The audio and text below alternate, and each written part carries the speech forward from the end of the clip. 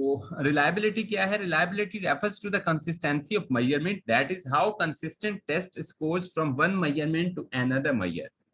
कि जब आप एक दफा टेस्ट लेते हैं और दूसरी दफा टेस्ट लिया तो दोनों दफा बच्चे के में टेस्ट के जो नंबर होंगे वो सेम होने चाहिए। तो रिलायबिलिटी की भी आगे टाइप्स हैं। सबसे पहली किस्म है टेस्ट रीटेस्ट, फिर इक्विवेलेंट फॉर्म है। टेस्ट रीटेस्ट से मुराद है कि एक दफा टेस्ट लिया फिर दोबारा टेस्ट लो। इक्विवेलेंट फॉर्म क्या है? इक्विवेलेंट फॉर्म में हम दो टाइप्स बना देते हैं टेस्ट की, test retest with equivalent form एक और किस्म है रिलायबिलिटी को इंश्योर करने की। स्प्लिट हाफ है एक किस्म। Kudar Richardson and coefficient alpha, ये एक रिलायबिलिटी को इंश्योर करने की किस्म है। इंटर रेटर रिलायबिलिटी की एक टाइप है। तो हम इन रिलायबिलिटी को टाइप्स को देख लेते हैं कि रिलायबिलिटी की टाइप्स ये क्या है। तो देखें जी, सबसे पहला मेथड क्या है? Methods of estimating reliability. सबसे पहले टेस्ट रीटेस्ट है। तो यहाँ पर आपने ये याद रखना है कि टेस्ट रीटेस्ट का मकसद क्या है। टेस्ट रीटेस्ट वाली जो रिलायबिलिटी का तरीकाकार है वो हम कब यूज करते हैं? जब हम टेस्ट रीटेस्ट रिलायबिलिटी करते हैं तो इट्स मीन कि हम मेजर ऑफ स्टेबिलिटी चेक कर रहे हैं किसी भी टेस्ट की। तो ये एमसीक्यूज में आ सकता है कि मेजर ऑफ स्टेबिलिटी के लिए आप कौन सी टाइप की जो रिलायबिलिटी है वो यूज कर रहे हैं, रिलायबिलिटी की कौन सी यूज आप किस्म कर रहे हैं या टाइप कर रहे हैं। तो मेजर ऑफ स्टेबिलिटी के लिए, किसी टेस्ट की स्टेबिलिटी को इंश्योर करने के लिए आप टेस्ट रीटेस्ट रिलायबिलिटी का जो मेथड है, जो तरीकाकार है, वो यूज करते हैं। तो अब इसका प्रोसीजर क्या है? टेस्ट रीटेस्ट में होता क्या है? टेस्ट रीटेस्ट में ये होता है कि एक जो टेस्ट होता है वो दो दफा बच्चों से हल करवाया जाता है। अब दो दफा हल करवाने के दौरान जो वक्फा होता है ना टाइम का, वो एक घंटा भी हो सकता है, वो एक दिन भी हो सकता है, वो एक हफ्ता भी हो सकता है, वो एक महीना भी हो सकता है, वो एक साल भी हो सकता है, वो 4 साल भी हो सकते हैं।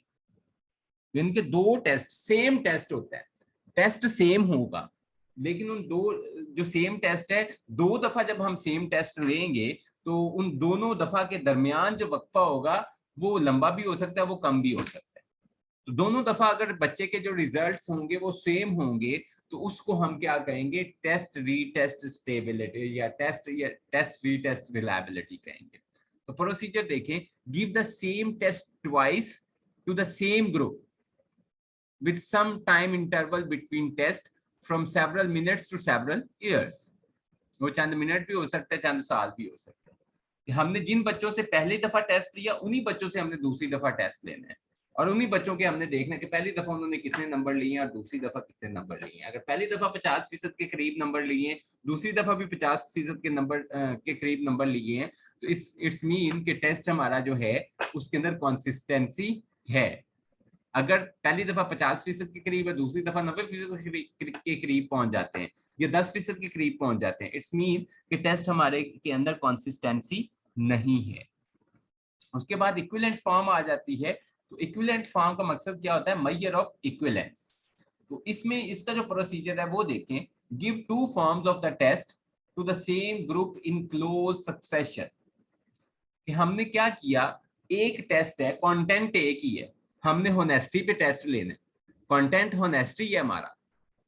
तो होनेस्टी पे जब हमने टेस्ट लेना है तो हम क्या करेंगे कि एक टेस्ट हम होनेस्टी पे सब्जेक्टिव टाइप बना देंगे, और एक टेस्ट हम होनेस्टी पे, जो हमने बच्चों को होनेस्टी पढ़ाई हुई है, एक हम ऑब्जेक्टिव टाइप बना देंगे। दो मुख्तलिफ किस्में आ गई ना, तो इसको हम क्या कहते हैं? इक्विवेलेंट फॉर्म कह देते हैं। इनकी एक ऑब्जेक्टिव एक सब्जेक्टिव हमने बना, दो मुख्तलिफ किस्में हमने टेस्ट की बना दी, इनकी एक शॉर्ट आंसर टाइप, एक ऑब्जेक्टिव टाइप है, एक सब्जेक्टिव टाइप है। उसको हम क्या करेंगे? क्लोज सक्सेशन में। अगर एक हमने जो सब्जेक्टिव टाइप है वो सुबह टाइम लिया है, तो ऑब्जेक्टिव टाइप हमने हर सूरत शाम को लेना ही लेना है, लेकिन लेना सेम ग्रुप से है।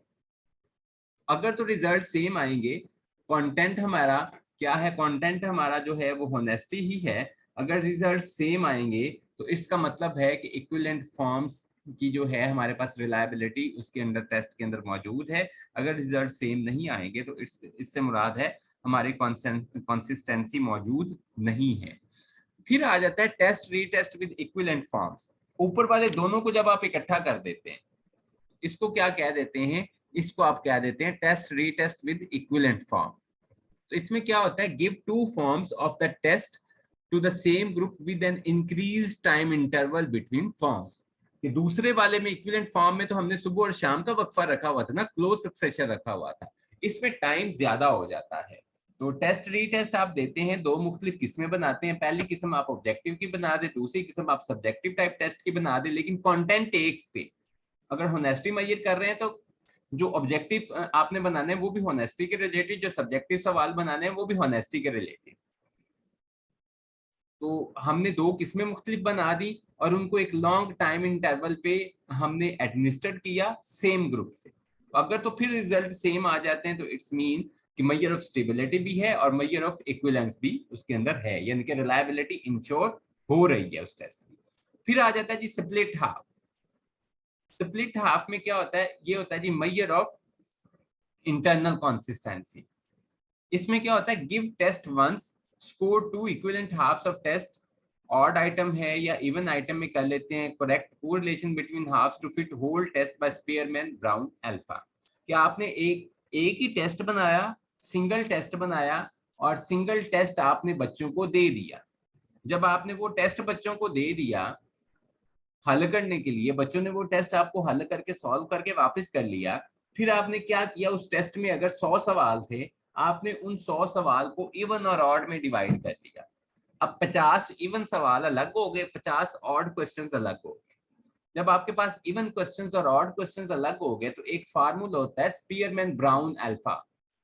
तो स्पीयरमैन ब्राउन फार्मूले में आपने वो वैल्यूज पुट की जो आपके इवन और ऑड क्वेश्चंस के जो रिस्पॉन्सेज आए थे, ये कितने गलत हैं कितने सही हैं, वो यहाँ पे हमारा उस फार्मूले का कंसर्न नहीं है। सिंपल आपने ये याद रखना है कि जो स्पीयरमैन ब्राउन अल्फा जो होता है वो स्प्लिट हाफ में वो रिलायबिलिटी को इंश्योर करने के लिए स्पीयरमैन ब्राउन हम यूज करते हैं। स्पीयरमैन ब्राउन अल्फा हम को रिलेशन चेक करने के लिए बेसिकली करते हैं, और को रिलेशन हमारे पास जो इक्वल स्प्लिट हाफ की है ना, इवन आइटम्स और ऑड आइटम्स के दरमियान जो हमारे पास रिलेशनशिप नहीं कर रहा है, उस रिलेशनशिप को शो कर रहा है या नहीं कर रहा। तो उस रिलेशन से हमें पता चल जाएगा कि रिलायबिलिटी है या नहीं है। तो स्पीयरमैन ब्राउन अल्फा से। फिर coder Richardson and coefficient alpha है। तो कोडर रिचर्डसन भी इंटरनल कंसिस्टेंसी के लिए होता है और स्प्लिट हाफ भी इंटरनल कंसिस्टेंसी के। कोडर रिचर्डसन का भी एक फार्मूला है। हमने जो टेस्ट है वो बच्चों से एक ही दफा लिया, उसमें हमने क्या किया, जो टोटल स्कोर हुआ आया था हमारे पास बच्चों का, जितने नंबर उन्होंने हासिल किए थे वो कोडर रिचर्डसन फार्मूला के अंदर पुट किए। यहाँ पे फिर कोडर रिचर्डसन फार्मूले को याद रखने की कतई जरूरत नहीं है, स्पीयरमैन ब्राउन अल्फा को फार्मूले को याद रखने की कतई जरूरत नहीं है। स्प्लिट हाफ में क्या करना पड़ता था, इवन और ऑड आइटम्स को अलग अलग करके चेक करना पड़ता था। यहाँ पे आप इकट्ठा ही चेक करें, जो वैल्यूज निकली उसको कुडर रिचर्डसन फार्मूला में लगा दिया। इसके बारे में जो क्वेश्चन आता है वो ये आता है कि कुडर रिचर्डसन जो फार्मूला है वो किस चीज को मेजर करने के लिए यूज होता है। तो कुडर रिचर्डसन फार्मूला रिलायबिलिटी को मेजर करने के लिए यूज होता है। ये सवाल पीपीएससी के अंदर आता है और आया हुआ है कि कुछ कुडर रिचर्डसन जो फार्मूला है वो किस चीज को मेजर करता है। ये स्पीयरमैन ब्राउन जो फार्मूला है उसमें हम जो किस चीज का कोरिलेशन निकालते हैं, रिलायबिलिटी का निकालते हैं। सिंपल ये चीज आपने याद रखनी है। नेक्स्ट हमारे पास आ गई इंटर-रेटर रिलायबिलिटी। इंटर-रेटर रिलायबिलिटी में भी क्या करते हैं, हम जो टेस्ट होता है हम वो बच्चे से टेस्ट लेते हैं, और बच्चा जब उस टेस्ट को सॉल्व कर देता है तो जो टेस्ट होता है हम वो दो डिफरेंट लोगों से चेक करवाते हैं। हम देखते हैं जी जो एक बंदे ने उसके नंबर लगाए क्या वाकया दूसरे बंदे ने भी वही नंबर लगाए हैं। एक बंदे ने उसको चेक किया उसने 50 नंबर लगाए हैं, दूसरे बंदे ने चेक किया उसने भी अगर 50 नंबर लगाए हैं, तो टेस्ट क्या है, रिलायबल है। अगर एक बंदे ने चेक किया उसने 50 लगाए हैं, दूसरे बंदे ने चेक किया उसने 80 नंबर लगा दिए, तो इट्स मीन कि वो टेस्ट क्या है, रिलायबल नहीं है। तो ये तो थी हमारे पास ये रिलायबिलिटी की types. Test retest, equivalent forms, test retest with equivalent form है, स्प्लिट हाफ है, कुडर रिचर्डसन है, और इंटर-रेटर रिलायबिलिटी है। यहां तक अगर आपका कोई क्वेश्चन हो तो you may ask your question please.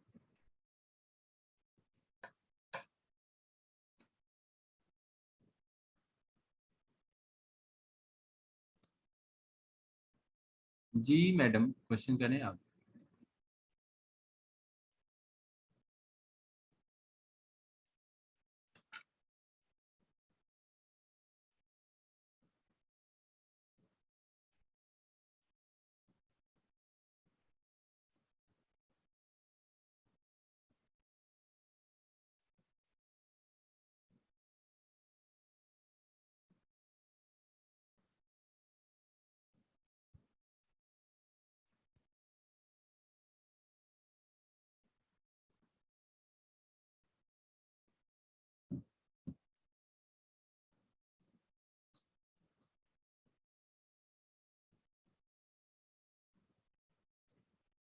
जी मैडम, यानी कि ये जो टेस्ट रीटेस्ट होती है इसमें जो गैप होता है वो ज्यादा हो सकता है।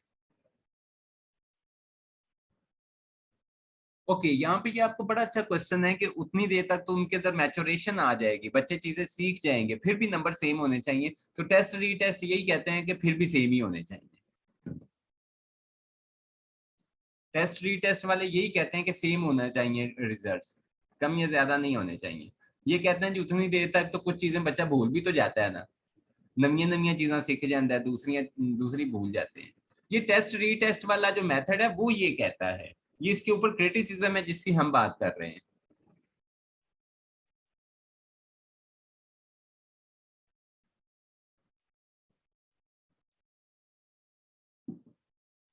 Any other question?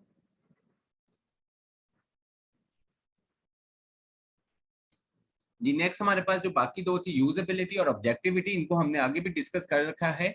यूजेबिलिटी से क्या मुराद है? Test must have practical value from time, economy and administration point of view, कि आपका जो इकोनॉमी के लिहाज से वो टेस्ट कंडक्ट करना करवाना आसान हो, टाइम के हवाले से और एडमिनिस्ट्रेशन के हवाले से वो फिजिबल भी हो, यूजेबल भी हो, उस टेस्ट को, जो टेस्ट आप लेना चाह रहे हैं उसको हम प्रैक्टिकली इंप्लीमेंट भी कर सके, कंडक्ट भी करवा सकें। ऑब्जेक्टिविटी क्या है? It is the degree to which equally competent user get the same results, कि जो इक्वली कॉम्पिटेंट एक जैसे इंटेलिजेंट बच्चे होते हैं उनके एक जैसे ही नंबर आए, फेवरेटिज्म ना हो, बाइसनेस ना हो टीचर की। A test is objective when it makes for the elimination of the scorer's personal opinion, bias, judgment. Is it clear? जी, यहाँ तक अगर आपका कोई सवाल हो तो वो आप अपना सवाल बताएं। मेरा ख्याल है ये हमारे पास प्रेजेंटेशन है, ये आगे थोड़ी सी चीजें हैं। जी यहाँ तक अगर आपका कोई क्वेश्चन है तो वो बता दें, फिर हम लोग आगे चलते हैं। एक अच्छे टेस्ट की जो खसूसियात हैं, इसमें अगर आपका कोई सवाल है तो वो पूछें। आगे छोटी छोटी 3-4 टर्म्स हैं वो हम लोगों ने करनी है।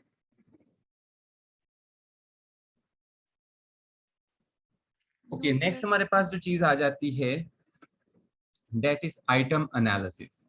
अब एक टेस्ट के अंदर हम आइटम किसको बोलते हैं? एक टेस्ट के अंदर जो सवाल होते हैं उसको हम क्या कहते हैं? उस सवाल को हम आइटम बोल रहे होते हैं। जो सवालात होते हैं उनको हम आइटम्स बोलते हैं। जो टेस्ट के अंदर हम सवालात रखते हैं, जो सवालात हम बच्चों से पूछते हैं, उनको हम आइटम्स कहते हैं। और कल हमने पढ़ा था कि हम जो आइटम्स होती हैं सवालात के टेस्ट के अंदर, वो एवं नहीं रखते थे, बाकायदा हम टेबल ऑफ स्पेसिफिकेशन डेवलप करते हैं। तो जब हम टेबल ऑफ स्पेसिफिकेशन डेवलप करके आइटम्स रखते हैं तो उसमें हम बहुत सारी चीजें देखते हैं, उसमें हम आइटम एनालिसिस भी करते हैं। आइटम एनालिसिस करते वक्त हम आइटम डिफिकल्टी चेक करते हैं, हम आइटम डिस्क्रिमिनेशन चेक करते हैं, हम इफेक्टिवनेस ऑफ अल्टरनेटिव्स देखते हैं। तो आइटम डिफिकल्टी से क्या मुराद है? आइटम डिफिकल्टी से मुराद ये है कि हमने ये चीज टेस्ट की अंदर जो हमें सवाल रखने होते हैं या जो आइटम्स डालनी होती हैं, ये इंश्योर करना होता है कि ना तो जो सवालात हैं, जो क्वेश्चंस हैं, वो बहुत ज्यादा इजी हों कि सारे बच्चे ही उसको आसानी से रिस्पॉन्ड कर सकें, और ना ही क्वेश्चंस ऐसे इतने मुश्किल हों कि जो सारे बच्चे उसको, सिर्फ एक दो बंदे ही उसको सॉल्व करें, बाकी लोग उसको हल ही ना कर सकें, बल्कि एक मॉडरेट लेवल के होने चाहिए। डिफिकल्टी लेवल एक मॉडरेट लेवल का होना चाहिए। इसी तरह आइटम डिस्क्रिमिनेशन है। आइटम डिस्क्रिमिनेशन इनसे मुराद ये है कि आपके जो सवाल या आपका टेस्ट ऐसा होना चाहिए, आइटम्स ऐसे होने चाहिए जो पढ़ने वाले बच्चे हैं और जो एक एंड वाली रात को तैयारी करने वाले बच्चे हैं, उन दोनों की कारकर्दगी में फर्क भी डाले, ऐसे सवाल भी आपने दरमियान में रखने हैं। इफेक्टिवनेस ऑफ अल्टरनेटिव्स क्या है? इफेक्टिवनेस ऑफ अल्टरनेटिव से मुराद ये है कि अगर आपका एमसीक्यू टाइप टेस्ट है तो उसके नीचे जो आप डिस्ट्रक्टर देते हैं, कल मैंने बताया था कि जो एमसीक्यू टाइप टेस्ट होता है उसकी जो स्टेटमेंट होती है उसको स्टर्म कहते हैं, जो उसके नीचे ऑप्शंस दिए होते हैं, गलत जवाब दिए होते हैं, उसको डिस्ट्रक्टर कहते हैं, और जो सही जवाब होता है उसको रिस्पॉन्स कहते हैं। इफेक्टिवनेस ऑफ अल्टरनेटिव से क्या मुराद है कि आपने जो मुमकिन जवाब होते हैं ना, वो ऐसे डालने हैं कि जो बंदे को सोचने पे मजबूर करें, जो बंदे को अट्रैक्ट करें, अपील करें, हाँ ये भी सही जवाब हो सकता है, ये भी सही जवाब हो सकता है, ये भी सही जवाब हो सकता है। इसको हम इफेक्टिवनेस ऑफ अल्टरनेटिव्स कहते हैं। तो नेक्स्ट हमारे पास आ गया आइटम बैंक। जो अच्छे टीचर्स होते हैं उन्होंने अपना आइटम बैंक बनाया होता है, और यानी कि कोई फॉर एग्जांपल मैं पढ़ा रहा हूँ, मैं मुतालिया पाकिस्तान पढ़ा रहा हूँ, तो मैंने मुतालिया पाकिस्तान के क्या किया हुआ है, मुख्तलिफ सवालात पहले से बना के रखे हुए, मैंने एक फाइल बनाई हुई है, उस फाइल के अंदर मैंने बहुत सारे सवालात मुतालिया पाकिस्तान के रखे होते हैं। जब मैंने कोई नया टेस्ट बनाना है, जो मेरा वो आइटम बैंक बना हुआ है, जो मेरी सवालों की फाइल बनी हुई है, उसी में से मैं सवाल निकालता हूँ और उसी में से मैं सवाल बच्चों के जो टेस्ट है उसमें ऐड कर देता हूँ। ये होता है आइटम बैंक कि आपने सवालात ऑलरेडी बना के रखे हुए हैं। तो thanks for your price listening and thanks for your patience. अगर आपका कोई सवाल है, you may ask your question please.